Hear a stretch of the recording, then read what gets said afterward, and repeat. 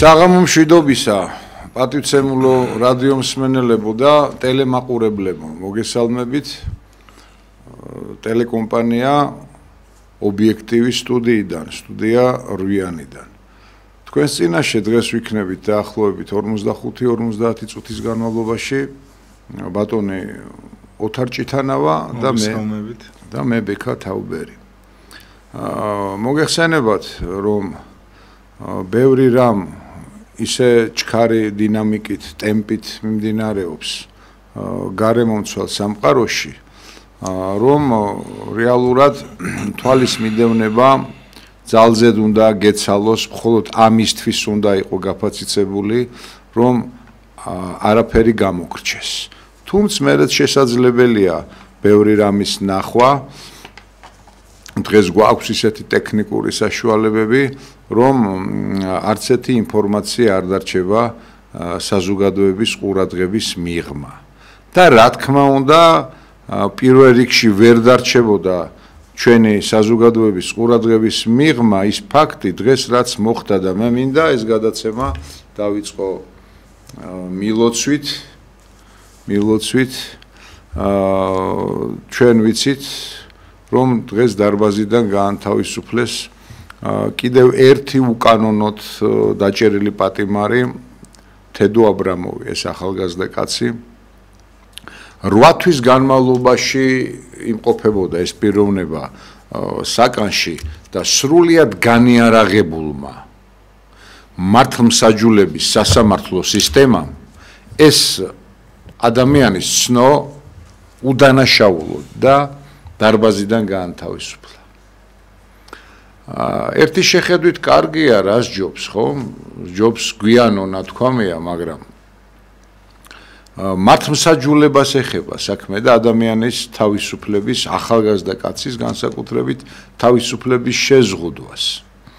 იცით, როგორც მასზე, ასევე სხვა არაერთ პატიმარზე ვერ იმუშავა თქვენმა, ავიცით, ცრუ მოწმეებმა, ცრუ ბრალდებებმა ვერ იმუშავა, იცით, მაგრამ ფაქტი ერთია, რომ მან 8 თვე გაატარა საპატიმროში, მისი თავისუფლების დაკარგვის ფასად, მისი ოჯახის სტრესის ფასად.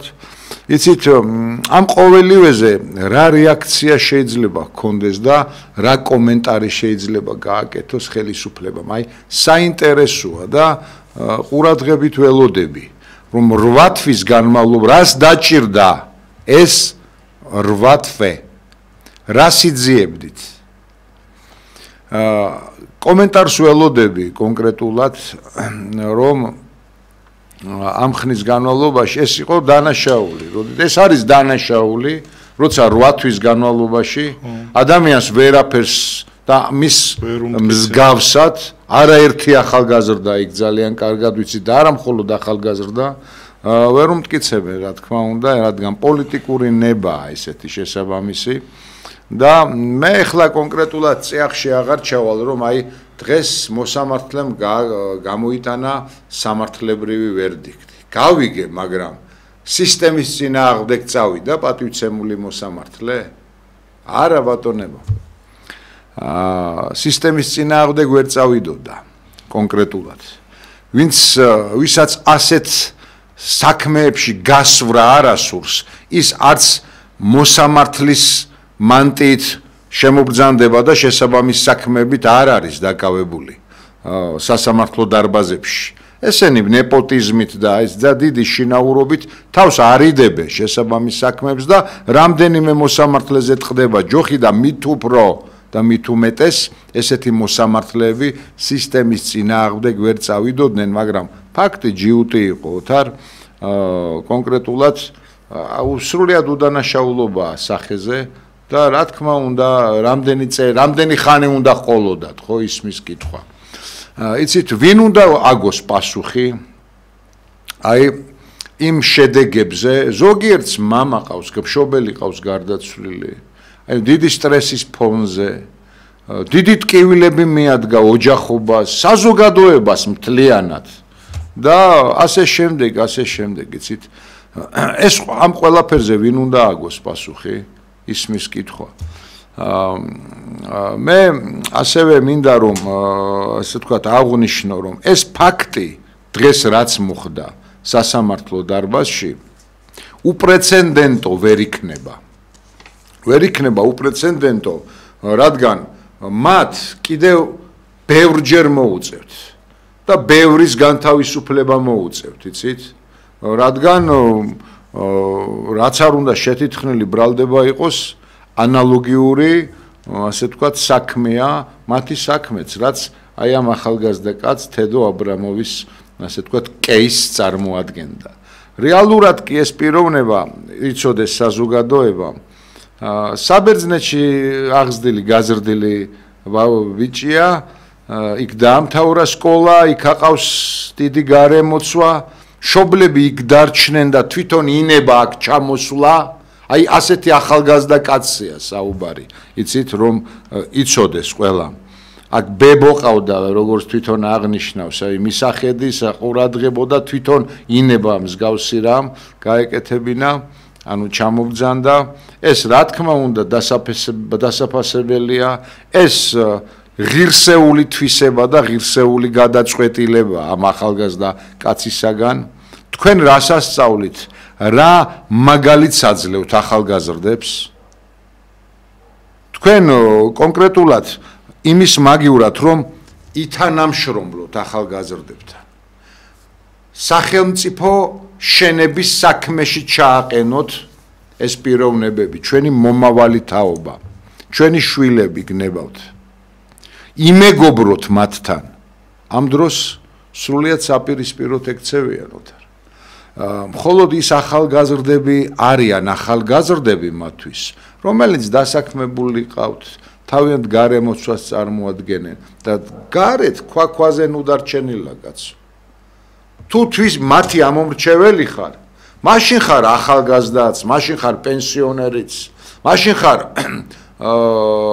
უმწეოც და ასე შემდეგ, ხო? აი ეს არის თქვენი შერჩევითი სამართალი და ორმაგი სტანდარტი. რამაც თქვენ დღევანდელ მართლად პოლიტიკურ გელიოტინამდე მიგიყვანათ. რამე არ ვაფორმებ, ნამდვილად არ ვაფორმებ, ერთი სხვაობაა მხოლოდ. გარდა იმისა, რომ ეს პოლიტიკური გელიოტინაა, ასევე ის სხვაობაა, რომ ამ გილიოტინაზე თქვენ თვითონ დებთ თავს კონკრეტულად. ჩვენგან დაუხმარებლად. მე მინდა ასევე აღვნიშნო ერთი რამ, რომ კონკრეტულად საერთოდ ახალგაზრდებს როცა ეხება და ჩვენს მომავალ თაობას საკითხი, ხომ? ყველა ჩვენთაგანმა უნდა ვიგრძნოთ მეგობრებო, პატივცემულებო, ბრალეულობა, დანაშაული.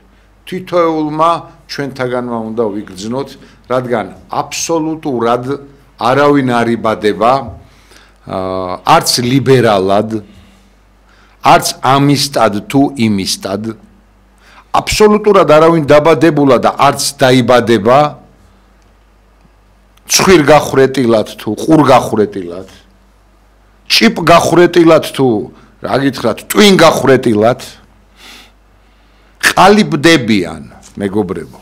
აი იმ სოციუმში ყალიბდებიან, სადაც განსაკუთრებით დიდი ბრალეულობა უნდა იგრძნოს საზოგადოებამ, უფროსმა თაობამ, შობლებისა და ბებია-ბაბუების თაობამ. დიახ, იქ სადაც ლეთარგიაა, იქ სადაც გარყვნილების, სოდომიის გნებავთ ნებისმიერი არამართებულის, უკუსაგდები და არადასამკვიდრებელი დრომოჭმული თვისებათა წარმოჩენის მიმართებაშიც იგივეს ვიტყვი, რადგან ყველაფერი, რაც კონსერვაციას ექვემდებარება, არამართებულია. არ შეიძლება დავაკონსერვოთ და შევინახოთ ის მავნე თვისებები, რაც არაერთია ჩვენს ქართულ ეთნოსის მენტალიტეტში. თუმც კი ერთით სათქმელია, რადგან პინაზე ყოველთვის დადებითი, ყოველთვის ღირსებას წონიდა, აი იმ უღირსობას, წინააღმდეგ შემთხვევაში ამ სტუდიაშიც ვერ ვიქნებოდით, საერთოდ დღემდე ვერ მოვიდოდით, ხომ? მარტივია ძალზედ. ასე რომ ბრალეულობა იმისა, რომ უმარტივესი თუნდაც შეფუთული გაყიდული მასმედიების შოუ პროგრამები თუ ნებისმიერ ფორმატში გამოვლინებული და დემონსტრირებული ნებისმიერი, ასე ვთქვათ, ანტიქართული, ანტიეროვნული, ანტიადამიანური, ანტიქრისტიანული გამოხტომას ჩვენ ყველამ საკუთარ გულში ჩაიხედოს და ჩვენზე უფროსებმაც ასევე არანაკლებ ღიმილით ერთგვარი ემპათიით მივიღეთ, ერთგვარი ემპათიით შევხედეთ. ბავშვი მრავალთვისებათაგან განსაკუთრებულად წარმოადგენს ღრუბლის თვისებას, ის ყველაფერს იწოვს. ეხლა ხშირად მithქვამს ადამიანი, მე რა გამიმეორებია, თორე ეს დიდი ხნის ნათქვამია, შთაგონებითი არსება, განსაკუთრებით ბავშვი. ასე რომ ბრალეულობა საკუთარ თავში ვეძიოთ, იმის მაგივრად რომ ჩვენ შესაბამისი განათლება მიგვეცა. აკრძალვა არ მუშაობს, მეგობრებო. აკრძალვისტები, ვინც ბრძანდებით, ქუდი უნდა დაიხუროთ და წახვიდეთ. იმ სერვისით თუ არ თავაზობთ ახალგაზრდობას, იმ ენაზე თუ არ თავაზობთ ახალგაზრდობას, ამ უნიჭიერეს ახალგაზრდობას და თან იმ საკითხებს, სადაც თქვენ კვალიფიკაცია არ გაკლიათ, რა თქმა უნდა, ძალიან შორს ახართ. პოლიტიკიდანაც მით უმეტეს მართვის ბერკეტებთან, სადავეებთან ვინ უნდა მიგიშვათ, ან რატომ მიგიშვეს და ასე შემდეგ, ასე შემდეგ. ანუ ის ბრალეულობა და დანაშაული და შეცდომები თვითოულ ჩვენთაგანზეა მეტნაკლებად, თორემ მე არა ბაქიბუქით, მაგრამ ვიტყვი ნებისმიერ გამოვლინებაზე, საერთოდ პატრიოტები, ჩვენ პირადად მე ქართული იდეის წარმომადგენელი ვარ და არ არსებობდა იქ პროტესტი, იქ ანტაგონიზმი, იქ ჩვენი აზრი არ დაგვეფიქსირებია, რომ ეს არ არის ქართული, ეს არ არის ასე ვთქვათ, მართლმადიდებლური, ქრისტიანული, ეს არ არის ადამიანური, ეს არის მხოლოდ გამრყნელი და ასე შემდეგ.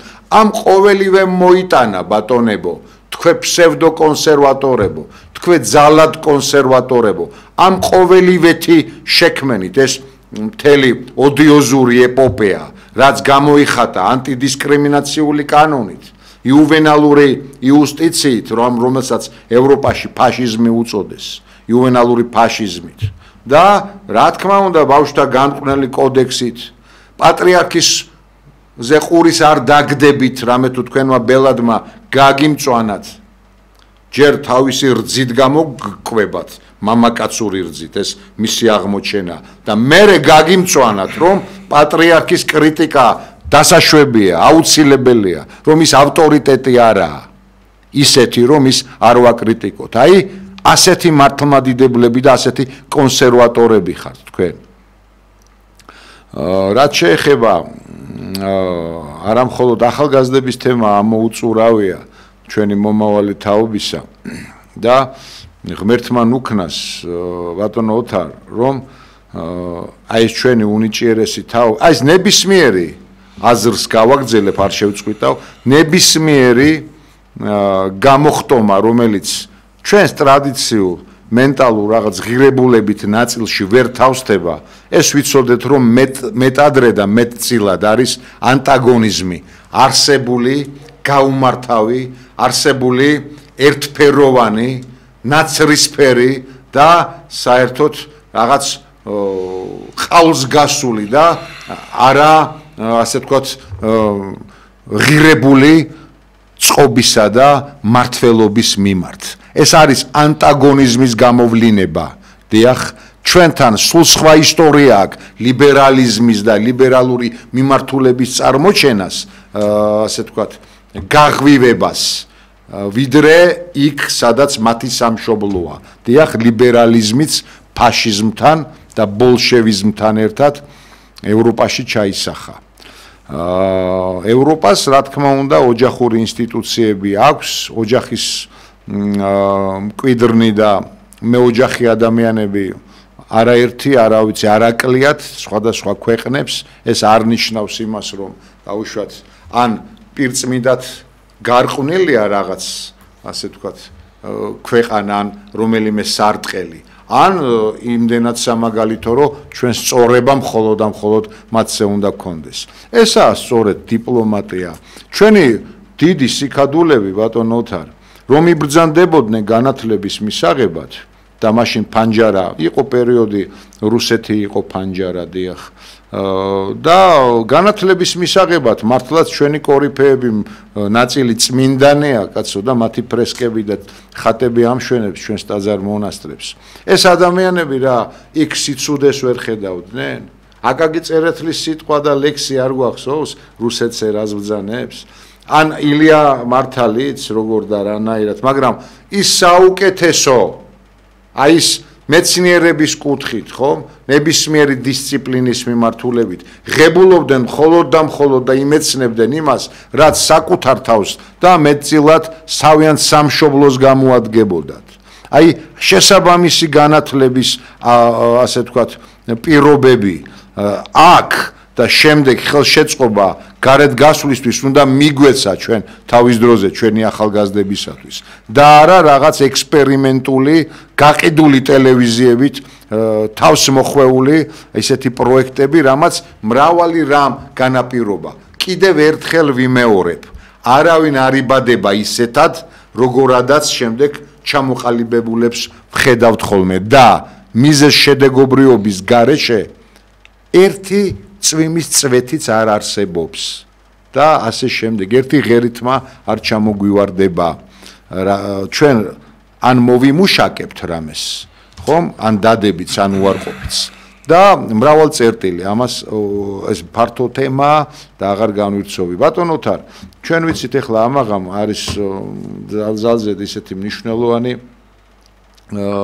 შეხვედრა და დიდი ინტერესია ყურადღების ეპიცენტრშია ახლა ალიასკა რომელიც თვითონ რუსეთმა მიყიდა ამერიკას თუ არ ვცდები ოქროდ მიყიდა $7 მილიონ ხო მე როგორც მახსოვს ხო რა მნიშვნელობა აქვს ფულად თუ ოქროდ გაყიდა 1867 წელს დიახ კი ბატონო კი ბატონო და დღეს იქ შეხვედრაა და დიდი ინტერესი და მთელი ფართო თვალები იქითკენაა მიმართული ნუ შოუს ელემენტები არაკლია შოუმენი გარკვეულწილად პუტინიც არის და რა თქმა უნდა ტრამპ შოუ არ ეშლება რომ აი თუ 5 წუთში მალე გამოვედი თუ ესე იგი არაფერია 5 წუთისთვის რომ არ მიდიან ალიასკაზე ეს ნათელია ხო რაღაც დრამატიზირება და ხელოვნურობა არაკლია ხოლმე ასეთ მნიშვნელოვან შეხვედრებსაც თუმცა კი რა შედეგიც არ უნდა დაიდოს ასე ვთქვათ ეს მალე უმოკლეს ხანაში არ იგრძნობა უფრო გრძელვადიანი იქნება მაგრამ ძალიან სამწუხაროა რომ აი ამ ჭრილში ამ პრიზმაში ჩვენი ქვეყნის ჩვენი სამშობლოს განვითარების ჩვენი ქვეყნის მომავლის ასე ვთქვათ ვექტორები პოზიტიურ პლანში ნაკლებად გამოჩნდება რამე თუ რადგან ჩვენ გვყავს ასეთი ოფიციოზი რომ მათ ასე სურთ რომ იზოლაციონისტურად სრულიად იგნორით მოეკიდონ მათ ყველა და ყველაფერი რადგან ძლიერები არიან კაცო წერილს არ კითხულობენ გამოგზავნილს დელეგაცია აკარებთან და არ უღებენ კარებს ესენი ძალიან უძლიერესი ესენი ჩასაწერები არიან ვაი რომ წითელ წიგნში არ გახდეთ ჩასაწერნი რადგან ვფიქრობ დრო უნდა შეიცვალოს და ასეთი პოლიტიკის ფინიში ასეთი პოლიტიკის რა თქვა როგორ ვთქვა ლიკვიდაცია ძალზედ მალე უნდა დადგეს ეს დღე და დაჩქარდეს ბატონო თარ თქვენ დიდი სიამოვნებით მოგისმენთ ვიცი არაერთი გაქვთ სათქმელი და ჩემთან ერთად რა თქმა უნდა აუდიტორიაც გისმენთ ყურადღებით მივესალმები ტელემაყურებლებს და რადიო მსმენელებს მართლა ძალიან საინტერესო შესავალი გქონდათ ბექა როგორც ყოველთვის ყველა ძალიან ბევრ მნიშვნელოვან საჭიროებო საკითხს შეეხეთ და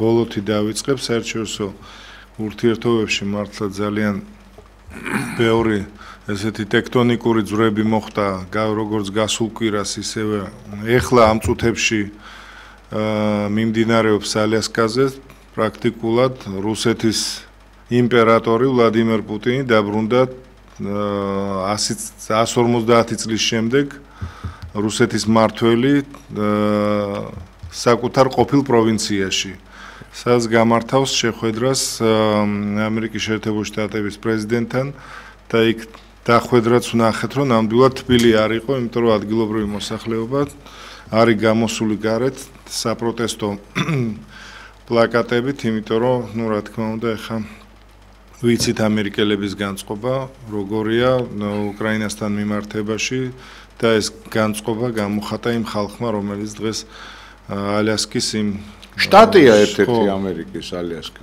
იმ ერთ-ერთი ქალაქი, სადაც არის ეს სამხედრო ბაზა, სადაც უნდა გაიმართოს შეხვედრა, გამოვიდა უკრაინის მხარდასაჭერად. ჩვენ უკრაინის პრეზიდენტის არაერთი განცხადება მოვისმინეთ ბოლო დღეების განმავლობაში, რომელიც ამბობს, რომ საერთაშორისო აღიარებულ საზღვრებზე რაღაც პრეტენზიის გამოთქმა, რაღაც დათმობა ტერიტორიების რაღაცის სანაცვლოდ ეს ჩვენს გეგმაში არ შედის, ამბობს უკრაინის პრეზიდენტი და თუ ამაზე იქნა საუბარი, ბრძოლა გაგრძელდებაო.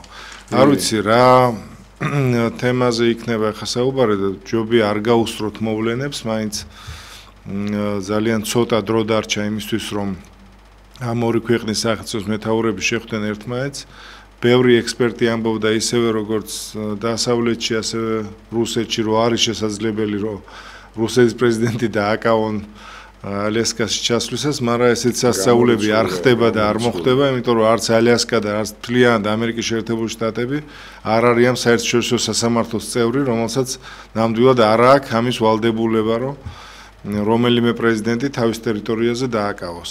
ასევე ძალიან მნიშვნელოვანი რამ მოხდა გუშინ წინ, როცა ამერიკის სახელმწიფო დეპარტამენტმა ჩვენი მისამართი ძალიან კაცრი განცხადება გააკეთა, ისევ შეგვახსენა ჩვენი მთავარი სისუსტეები, რა დღეშია ჩვენთან ადამიანის უფლებები, რა დღეშია სასამართლო, ძალოვანი სტრუქტურები, დაუსჯელობა და პრესის შეზღუდვა და თვითონ ადამიანის უფლებების მთლიანად. ამას დარწმუნებული ვარ უკვე, ისეც ცნობილია, რომ კონგრესში ახლა ისევ დაჩქარდება მეგობარი აქტის მიღება, რაც მართლაც წინასაარჩევნოდ სერიოზული დარტყმა იქნება ამ ხელისუფლებისთვის, ქართული ოცნებისთვის. ჩვენ და საუბედუროთ, მეგობრებო, ჩვენი ქვეყნის საუბედუროთ, რომელსაც სამწუხაროდ არაფრის გაგონება და არავის რჩევა და არავის დაჯერება არ უნდა.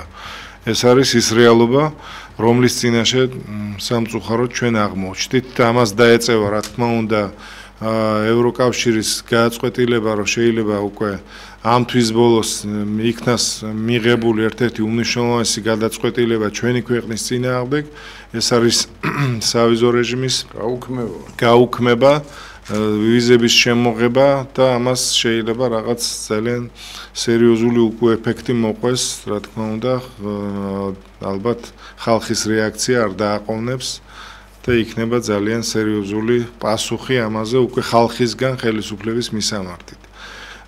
ასევე ძალიან მნიშვნელოვანი იყო ის, რაც მოხდა ამერიკაში, როცა ჩვენი მეზობლები აზერბაიჯანი და სომხეთი შეხვდნენ და დიდ შეთანხმებას მოაწერეს ხელი, რაც ჩვენს რეგიონში, სამხრეთ კავკასიაში ხელს შეუწყობს სტაბილურობას და წესრიგს და კეთილდღეობას, თუმცა აქ ძალიან კნინდება ჩვენი როლი, როგორც ტრანზიტული ქვეყნის, იმიტომ რომ ეს ერთ-ერთი უმნიშვნელოვანესი ადგილია ზანგეზურით, ზუსტად სატრანზიტოდ ამ დერეფნისთვის, რომელიც მაგალითად რუსეთს აკავშირებს სპარსეთის ყურესთან და ინდოეთამდე მისასვლელი სახმელეთო გზა სწორედ ამაზე გადის, ასევე მნიშვნელოვანია ის ევროკავშირისთვის, რომელიც სწორედ ამ გზით ალბათ დაუკავშირდება ცენტრალურ აზიას და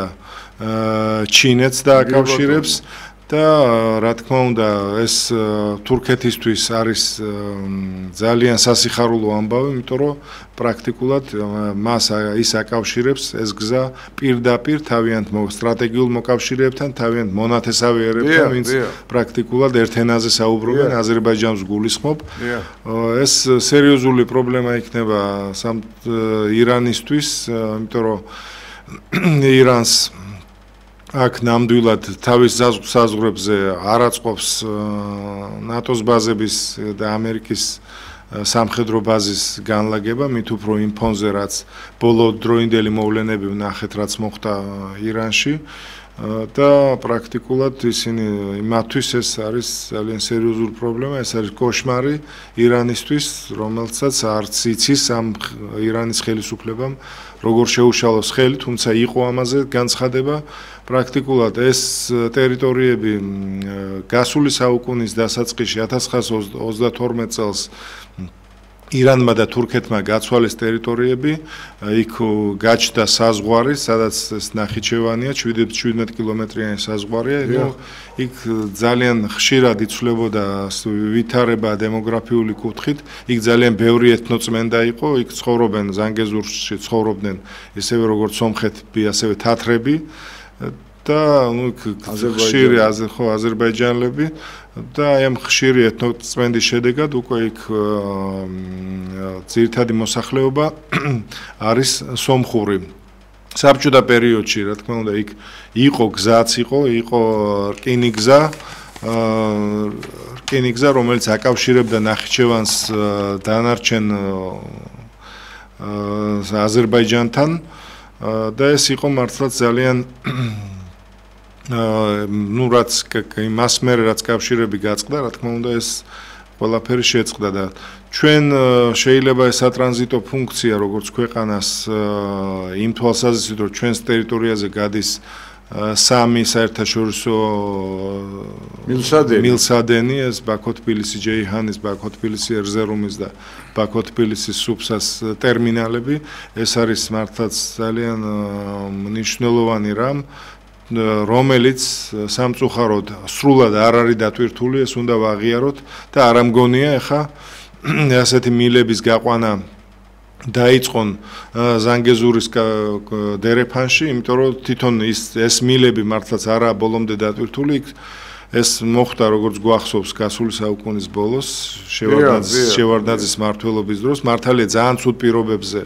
იყო შეთანხმებული, იმიტომ რომ ჩვენ ვღებულობთ აქ რაღაც ძალიან მიზერული შემოსავალი გვაქვს. მარტო ბაქო-თბილისი-ჯეიჰანის წლიური მოგება საქართველოს რჩება მხოლოდ და მხოლოდ სადღაც 50 მილიონს არ აღემატება ის მოგება, რომელიც რჩება წლიურად ეს ძალზე მცირე რიცხვია. ძალზე მცირე რიცხვი. ყველა სამივე მილსადენიდან 200 მილიონს არსდება ეს და ეს საქართველოსთვის არის ძალიან მცირე, მაგრამ ჩვენ ვფიქრობდით, რომ ეს იქნებოდა ერთ-ერთი გარანტია ჩვენი ტერიტორიების დაცვის, მაგრამ ესეც არ აღმოჩნდა, როცა დაიწყო ფართომასშტაბიანი ომი 2008 წელსაც, როცა რუსეთი შემოიჭრა, ამ მილსადენებს ძალიან სერიოზული საფრთხეები შეექმნათ.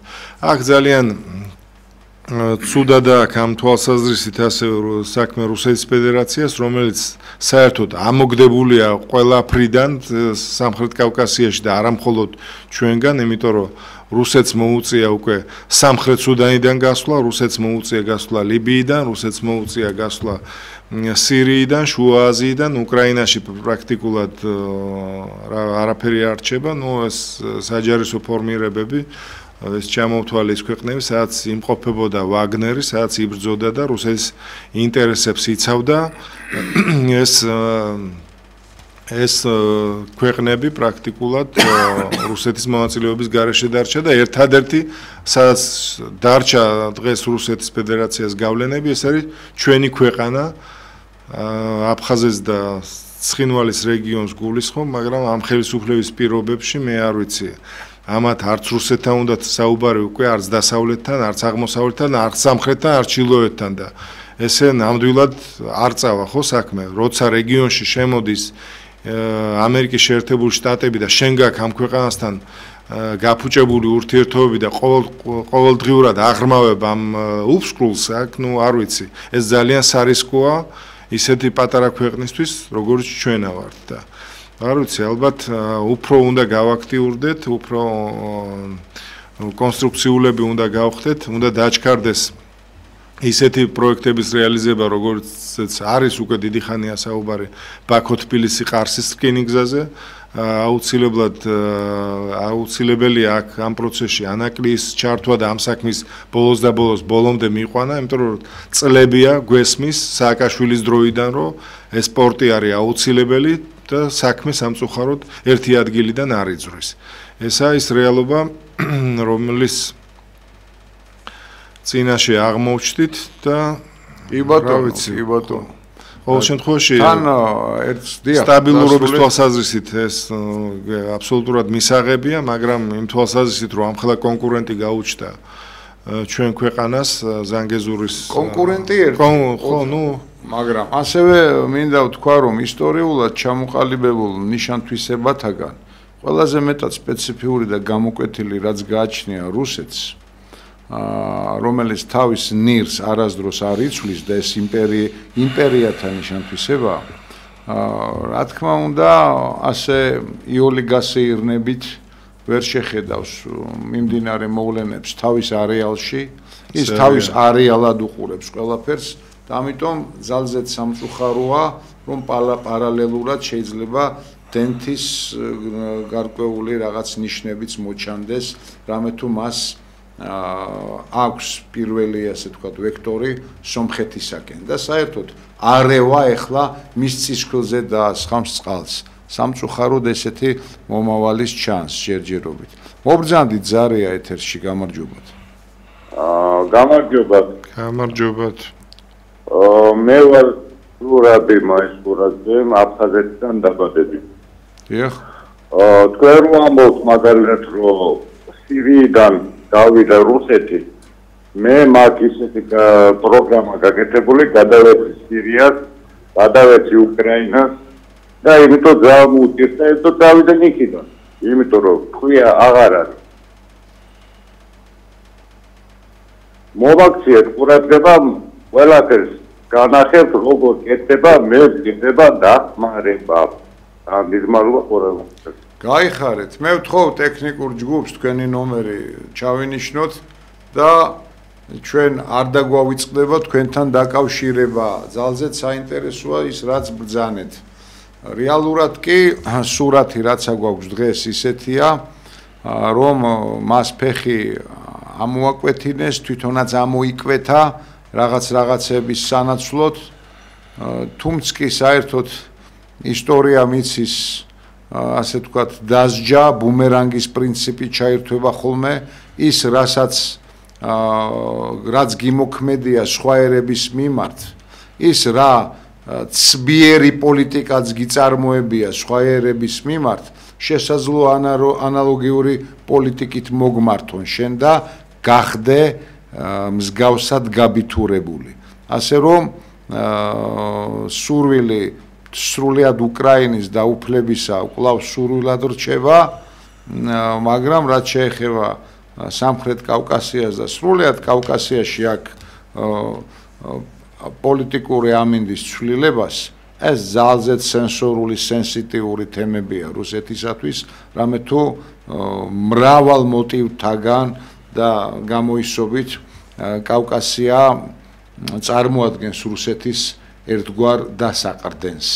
მე არ ვამბობ რაღაც მილიტარისტული გაგებით, საერთოდ ფართო პლანში, შავ ზღვაზე გასასვლელი, ჩრდილოეთ კავკასია, შემდეგ ეს ჩვეულებრივად დომინოს პრინციპივით განვითარებას დაექვემდებარება, ერთგანაირება, მეორეგან, ანუ რეალურად უფალმა არინებოს არევა, თორემ მე კიდევ ერთხელ ვამბობ, ჩემი მოსაზრებაა, ალბათ მრავალი ექსპერტის მოსაზრება შეიძლება დაემთხვას, ჩემი მოსაზრებაც რომ აქ იოლის შერიგება აზერბაიჯანისა და სომხეთის გადაწყვეტილებასთან ნამდვილად არ ექნება აი ამ ჩვენს მეზობელ დიდ დათვს, ასე რომ ვთქვათ. რაც შეეხება ასე ვთქვათ, მოსალოდნელ შედეგებს. ჩვენ წავიკითხოთ ჯერ რადიო მსმენელებისთვის ტელეფონის ნომერი, შევახსენოთ. ტელემაყურებელი ხედავს 557 88 5588. მე მსურს ასეთი კითხვა დაგისვათ, პატივცემულებო.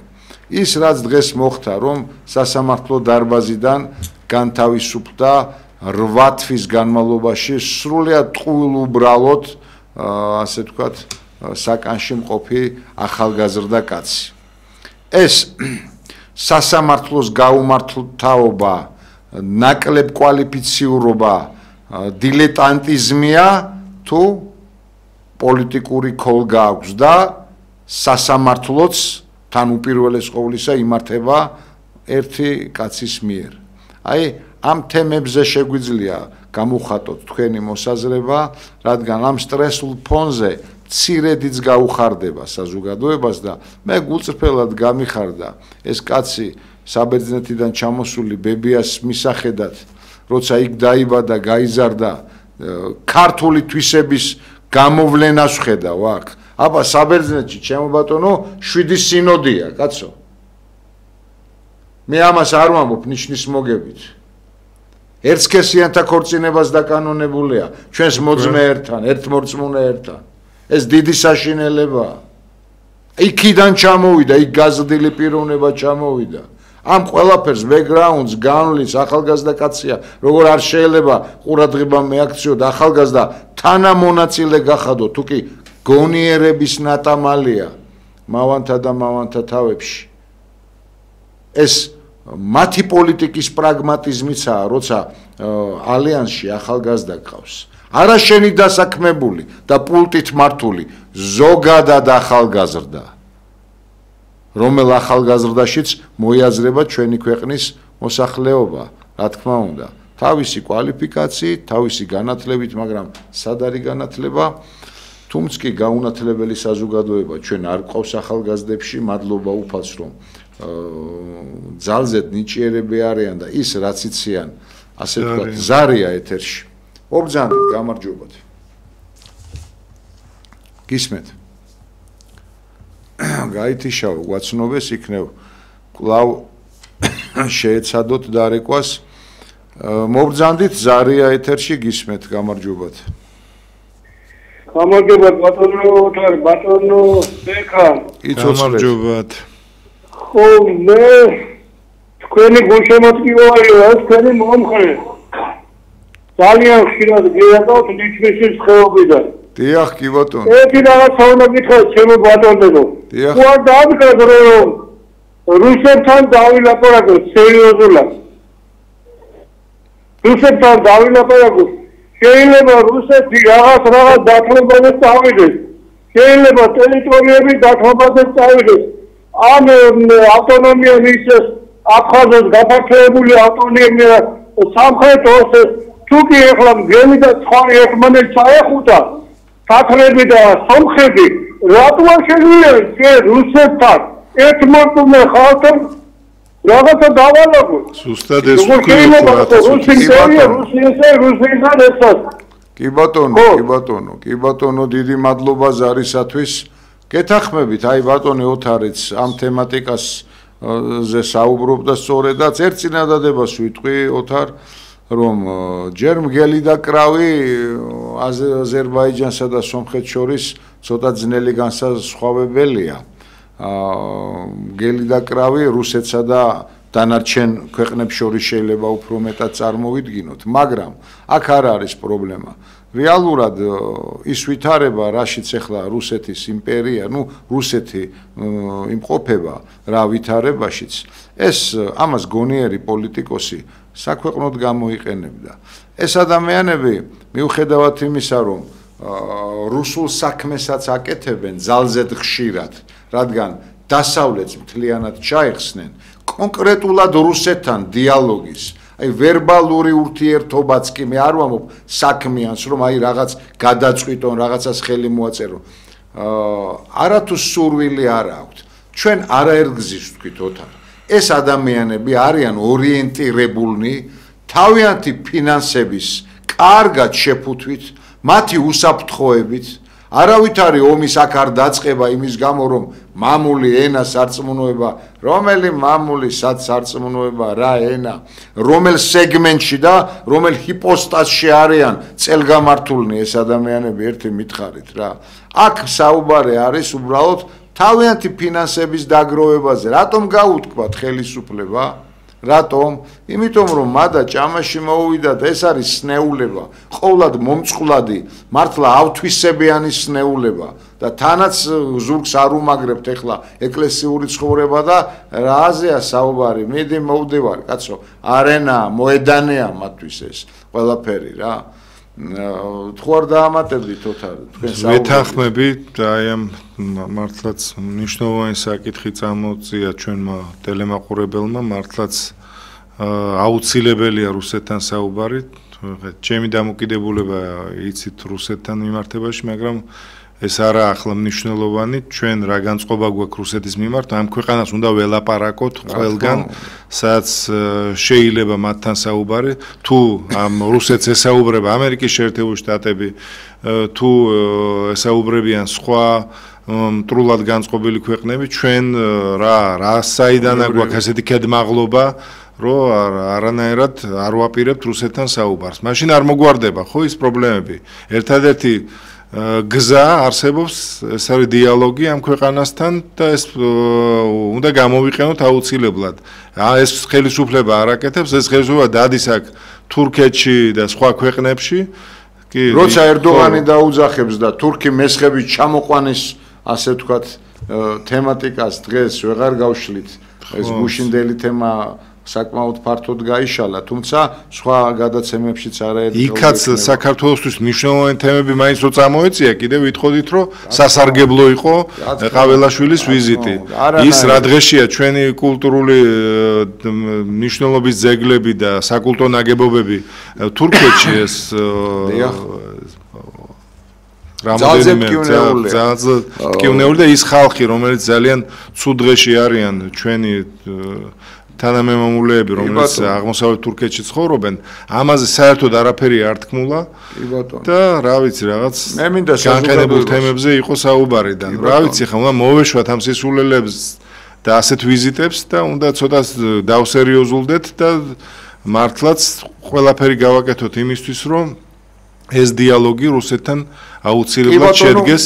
ეხლა რა ვიცი, უცებ ესეთი რთული პრობლემები, როგორც არის ჩვენი ტერიტორიული პრობლემები, ეს რა თქმა უნდა ერთი შეხვედრით მართლაც არ გადაწყდება, მაგრამ დღეს არის სწორედ ის მომენტი, როდესაც რუსეთს უკვე ამ ვითარებაში, რომელიც შეიქმნა სამხრეთ კავკასიაში, ჭირდება საუბარი, ჩვენ გვჭირდება ეს პირველ რიგში და ეს აუცილებლად უნდა გავაკეთოთ. კი ბატონო, გეთანხმები ოთარ. ამის გარეშე წარმოუდგენელია რაიმე პოლიტიკური დივიდენდის მიღება, ასე ვიდოდა ჩვენი ეთნოსი, თავისი მირონცხებული, ღვთივკურთხეული მონარქებით, თავისი თითქოს მაინც კარგად დაიწყეს რომ რაღაც ეკონომიური ერისმთავრები პროექტების ეს გზა რო გაიხსნა, საჰაერო მიმოსვლა, საზღვრები გაიხსნა, ვაჭრობა არის ესეთი რაღაც, მაგრამ ეს არ არის საკმარისი. ჩვენ უნდა გავაგრძელოთ ჩვენ თავარ პრობლემაზე საუბარი. ეს არის ჩვენთვის შევახსენო. ცხინვალის რეგიონი და აფხაზეთი. გაიხარე. ამ გადაცემის შემდეგ ბატონებო, ჩვენი გადაცემის შემდეგ ნუ გადართავთ ძალზედ საინტერესო გადაცემა გელით დოკუმენტური ფილმი აც განსვენებულ უფალმა მოიხსენიოს რისმა გორდეზიანი ეს დიდი ქართველი, დიდი აკადემიკოსი, ენათმეცნიერი, ლინგვისტი, რომელსაც არაერთი კვლევა აქვს, არაერთი ნაღვაწი აქვს ჩვენი ქვეყნისათვის და მომავალი თაობისათვის, ვინც შესაბამისი დარგით დაინტერესდება და მას ზედ არის დოკუმენტური ფილმი და ეს დიდ დროს არ მოიცავს, შეგიძლიათ დიდი ყურადღებით უცქიროთ. მე დიდი მადლობა მინდა გადავიხადო შემოქმედის მიმართ, უფლის მიმართ, ჩვენი ტექნიკური ჯგუფის მიმართ, ტელემაყურებლის მიმართ და გისურვებთ უკეთესი ხვალინდელი დღე. ნახვამდის. კარგად ბრძანდებოდეთ.